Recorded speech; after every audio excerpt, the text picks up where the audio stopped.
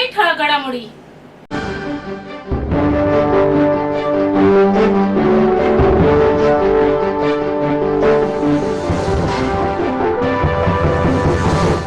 कुठे रस्त्यात काढलेल्या फोटोवर आमचे आणि अंमली पदार्थ विक्रेत्यांचे संबंध आहेत असा आरोप शिंदे गटाच्या नेत्या मनीषा कायंदे यांनी केला आहे.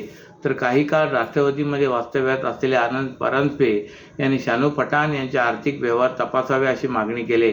आनंद परांजपे हे महाज्ञानी आहेत, पण ते ज्या ठिकाणी बसले तिथे नेते नजीब मुल्लाई ड्रग माफिया सलमान फाळके याच्यासोबत फोटो काढत आहेत. याचेही आर्थिक व्यवहार तपासण्याची मागणी आनंद परांजपे यांनी केली. आमचे जर ड्रग माफियांशी संबंध असतील तर आम्ही फासावर चढण्यास तयार आहोत असे सांगत मनीषा कायंदे यांच्यासह चुकीचे वृत्त प्रसारित करणाऱ्या वृत्तवाहिनीला 100 कोटीच्या अब्रू नुकसानीची नोटीस बजावली असून मुंब्रा पोलीस ठाण्यात भादवी 500 अन्वये तक्रारी दाखल केली आहे अशी माहिती ठाणे राष्ट्रवादी काँग्रेसचे जिल्हाध्यक्ष सुहास देसाई आणि माजी विरोधी पक्षनेते शानू पठाण यांनी पत्रकार परिषदेत माहिती दिली. दरम्यान या पत्रकार परिषदेत देसाई यांनी नजीब मुल्ला आणि ड्रग माफिया सलमान फाळके यांचे एकत्र छायाचित्र पत्रकारांना दाखवून हा फाळके नजीब मुल्ला यांचा नातेवाईक आहे का असा सवाल उपस्थित केला आहे. राष्ट्रवादी काँग्रेसचे नेते डॉक्टर जितेंद्र आव्हाड आणि ठाणे महानगरपालिकेचे माजी विरोधी पक्षनेते शानू पठाण यांच्यावर शिंदे गटाच्या मनीषा कायंदे यांनी केलेल्या आरोपाचा ठाणे राष्ट्रवादी काँग्रेसचे जिल्हाध्यक्ष सुहास देसाई आणि माजी विरोधी पक्षनेते शानू पठाण यांनी चांगला समाचार घेतला. तसेच ड्रग प्रकरणात राष्ट्रवादी काँग्रेसचे नेते डॉक्टर जितेंद्र आव्हाड यांनी बुधवारी केलेल्या टीकेवर भाष्य करताना आनंद परांजपे यांनी बोट ठेवले होते. त्यावरही देसाई आणि शानू पठाण यांनी खरमरी टीका केली आहे. लेझिमचा ठेका, पारंपरिक वेशभूषेत सुवासिनी अमृत कलशाचे केलेले पूजन, सोबतीला अग्निशमन, TDRF आणि ठाणे महानगरपालिकेच्या सुरक्षा रक्षकांनी राज्यगीताने दिलेली सलामी, आजच्या उत्साही आणि मंगलमय वातावरणात ठाणे शहरातून गोळा केलेले माती आणि तांदूळ यांनी भरलेला अमृत कलश महापालिका आयुक्त अभिजित बांगर यांच्या हस्ते जिल्हाधिकारी कार्यालयाकडे रवाना करण्यात आला. माझी माती माझा देश अभियानात अमृत कलश यात्रेअंतर्गत अमृत कलश हस्तांतरण कार्यक्रमात महापालिका मुख्यालयाच्या आवारात पार पडला. या कार्यक्रमात अतिरिक्त आयुक्त संदीप माळवी, अतिरिक्त आयुक्त प्रशांत रोडे, माजी नगरसेवक राजेंद्र साप्ते, उपायुक्त, सहाय्यक आयुक्त तसेच महापालिकेचे अधिकारी कर्मचारी मोठ्या संख्येने उपस्थित होते.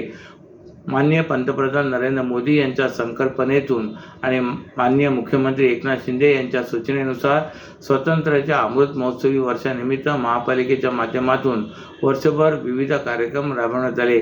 माझी माती माझा देश हे अभियान संपूर्ण राज्यात मोठ्या प्रमाणावर राबवण्यात आहे. ठाणे शहरात देखील 15 ऑगस्टच्या पूर्वीपासून कार्यक्रम राबवले गेले. या सर्वांची सांगता शहरातील विविध भागात अमृत कलश यात्रा काढण्यात आली. या यात्रेत नागरिकांनी तांदूळ आणि माती या अमृत कलशात जमा करून या अभियानास उत्स्फूर्त प्रतिसाद दिल्याबद्दल आयुक्त अभिजित बांगर यांनी यावेळी ठाणेकर नागरिकांचे आभार व्यक्त केले. यावेळी हा कलश दिल्लीला घेऊन जाणाऱ्या कृणाल सुनील मातेले, ओमकार संतोष चोरट या स्वयंसेवकांकडे आयुक्त श्री बांगर यांनी अमृत कलश हस्तांतरित केला. तदनंतर फुलांनी सजवलेल्या परिवहनच्या बसमधून अमृत कलश सन्मानपूर्वक रवाना करण्यात आला. ड्रगचे मुंब्रा कनेक्शन शोधून ड्रगची विक्री करणाऱ्या सलमान फाळकेला मदत करणाऱ्या लोकप्रतिनिधींची चौकशी करून मुंब्र्यामधील तरुण पिढीला बरबाद करणाऱ्या पोलिसांनी कठोर कारवाई करावी अशी ठाम भूमिका ठाणे राष्ट्रवादी काँग्रेस पक्षाचे असल्याचे मत महाराष्ट्र प्रदेश प्रवक्ते व ठाणे पालघर समन्वयक ठाणे जिल्हाध्यक्ष आनंद परांजपे यांनी व्यक्त केली आहे. ललित पाटील ड्रग प्रकरणामध्ये मुंब्र्यामधील सलमान फाळके यांचे नाव पुढे आले आहे. शिंदे गटाच्या प्रवक्त्या आमदार मनीषा कायंदे यांनी पत्रकार परिषदेत काही छायाचित्रे दाखवली आहेत. या ठाणे महापालिकेचे माजी विरोधी पक्षनेते शानू पठाण दिसत आहेत. डॉक्टर जितेंद्र आव्हाड दिसत आहोत. यावर प्रतिक्रिया देताना डॉक्टर आव्हाड यांनी आपल्या इंटरव्ह्यूमध्ये फोटोला फोटो दाखवत आहेत. मुख्यमंत्र्यांबरोबर हा गुंड आहे, तो गुंड आहे असे म्हटले. खरे तर डॉक्टर जितेंद्र आव्हाड यांनी अशी भूमिका मांडायला पाहिजे होती की कोणती राजकीय व्यक्ती या ड्रग प्रकरणात गुंतली असेल तरी त्याला मुलाहिजा न ठेवता सलमान फाळकेला कुठलाही राजाश्रय मिळत असल्याचा पुरावा असेल तर पोलिसांनी कारवाई करावी. मला चांगले आठवते की ड्रगच्या विरोधात डॉक्टर जितेंद्र आव्हाड यांनी विधानसभेत लक्षवेधी मांडली होती. भाषण केलं होतं की मुंब्र्यामध्ये राजरोसपणे ड्रग कसे विकले जातात, काय भावाने विकले जातात. अशा डॉक्टर जितेंद्र आव्हाड यांची भूमिकाही असायला हवी होती की पोलिसांनी या ड्रग प्रकरणाची निष्पक्ष चौकशी करावी. ड्रग विकणाऱ्यांवर कठोर कारवाई करावी. पोलिसांनी कोणतीही राजकीय व्यक्ती यात गुंतली असेल तरी कोणताही मुलाहिजा न ठेवता पुरावा असेल, सलमान फाल्केला कुठला राजाश्रय मिळत असेल तर कारवाई करावी, अशा प्रकारची भूमिका डॉक्टर जितेंद्र आव्हाड घेतील असे वाटले होते. पण फोटोला फोटो दाखवून या ड्रग विरोधाच्या लढाईत डॉक्टर जितेंद्र आव्हाड कितपत गंभीर आहेत हा प्रश्न माझ्यासमोर उपस्थित झाला आहे, असेही परांजपे यांनी म्हटलं आहे. TJSB सौर शक्ती कर्ज गो ग्रीन, करा वीज बिलावर बचत. आकर्षक व्याजदर, 84 महिने परतफेड कालावधी, 80% लोन, व्यावसायिक आणि उद्योजकांकरता सुद्धा. अधिक माहितीसाठी तुमच्या जवळच्या शाखेला भेट द्या किंवा संपर्क साधा. 1800-223-466 आणि 1800-266-3466.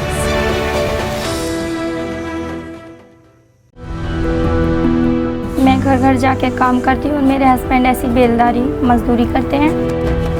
पहले मैं टीके लगवाती थी, फिर ऐसा हुआ कि हम लोग काम करते थे, हमारा काम डाउन होने लगा, फिर हम गांव चले गए. फिर गांव से आए तो हम दोनों काम में बिजी हो गए. एनम दीदी हमारे एक दिन घर आई, उन्होंने कहा कि मुझे कार्ड दिखाओ. फिर उन्होंने देखा उसमें कुछ टीके छूटे पड़े. आस पड़ोस में जितने भी बच्चे हैं उनके घर पर गए, उनकी मम्मी पापा से बोले जो जो बच्चे छूट गए हों वो बच्चे अपना टीका लगवा लें. अब हम लोग सारी लेडीज मिलकर बच्चों का टीका लगवा के आए. हम तो भूल गए थे कि हमारे बच्चे का टीका नहीं लगा, लेकिन सरकार नहीं भूली, हमारे दरवाजे पर आए और टीका लगाया. मिशन इंद्रधनुष. मंगळवारी रात्री ठाणे महानगरपालिकेच्या वातानुकूलित बसचा कंडक्टर हा शेवटचा स्टॉप येण्यापूर्वीच मधूनच अचानक गायब झाल्याचा प्रकार समोर आला आहे. त्या बसमधील प्रवाशाने हा प्रकार मोबाईलमध्ये कैद केला आहे. याबाबत चालकाला विचारणा केली असता चालकाने ड्युटी हावर संपल्याने कंडक्टर उतरून वागळे इस्टेट डेपोला गेल्याचे सांगितले. यावरून ठाणे महानगरपालिका परिवहन उपक्रमामध्ये मनमानी सुरू असल्याचे सोशल मीडियावर व्हिडिओवरून समोर आले आहे.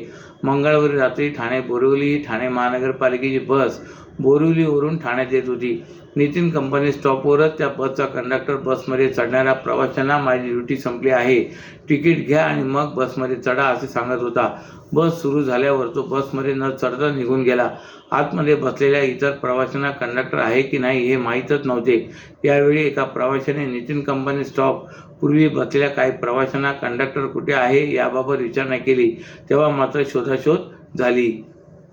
एक प्रवासी म्हटला बहुतेक त्याचा स्टॉप आला असावा, दुसरा म्हटला त्याचे घर आलं असेल, अन्य एका प्रवासी चालकाने कंडक्टर ही जय वीरूची जोडी असावी असे म्हटल्याचे त्या व्हायरल व्हिडिओत दिसत आहे.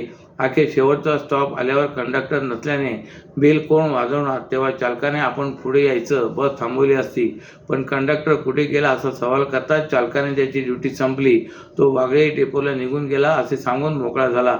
तसेच सर्व प्रवासी उतरताच बस घेऊन तो चालक निघून गेला. नशा असणाऱ्या कफ सिरपच्या 4,000 बाटल्यांचा साठा ठाणे गुन्हे शाखेने नुकताच भिवंडीतून जप्त करत एका आरोपीला बेड्या ठोकल्यात. यापूर्वी ठाणे आणि आसपासच्या शहरातून कफ सिरपचा साठा जप्त करण्यात आला आहे.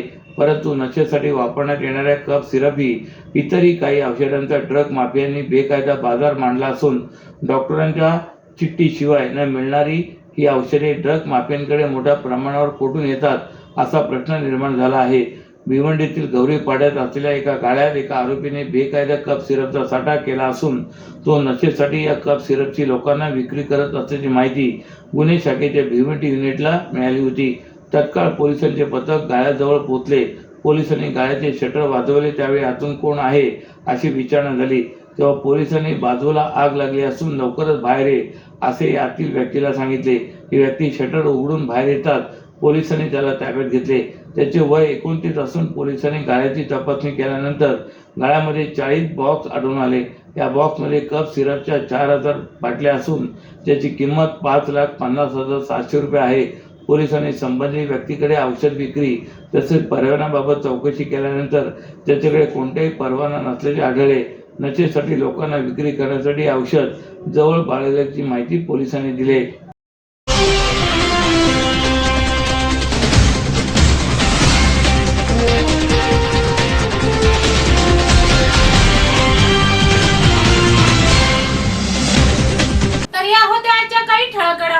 पुन्हा भेटू याच वेळी याच ठिकाणी. ठाणे दर्पण या वृत्तवाहिनीचे प्रसारण YouTube वर पाहायला विसरू नका.